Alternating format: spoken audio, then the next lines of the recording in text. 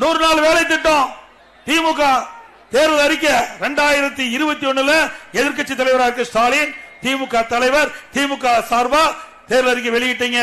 525 அறிவிப்புகளை வெளியிட்டீங்க. இதுவரைக்கும் எவ்வளவு நிறைவேற்றிருக்கிறீங்க? கிராமப்புறத்தில் 100 நாள் வேலை திட்டத்தை 150 நாளா உயர்த்தினீங்க. உயர்த்தினாங்களா? உயர்த்தினாங்களாமா? நல்லா சத்தமா சொல்லுங்க. பெண்கள் ஏமாத்திட்டார்ல ஸ்டாலின். சகோதரர் சொல்றாரு 100 நாளே கிடைக்கல, 50 நாளா போச்சு. 100 நாள் 50 நாளா குறைஞ்சு போச்சு. ஓட்டு போட்டதுக்கு ஸ்டாலின் கொடுத்த பரிசு 100 நாள் வேலை திட்டம் 50 நாளா போச்சு. செய்த வேலைக்கு பணம் இல்ல. நான் போய் மத்திய அரசாங்கத்தை கேட்டு 2999 கோடி வாங்கி கொடுத்தேன். அரசாங்கம் திமுக நடத்துது, இவர்களுக்கு பணம் வாங்கி கொடுக்கிறது அண்ணா திமுக எதிர்க்கட்சி வாங்கி கொடுக்குது. அப்புறம் எதுக்கு அரசாங்கம்?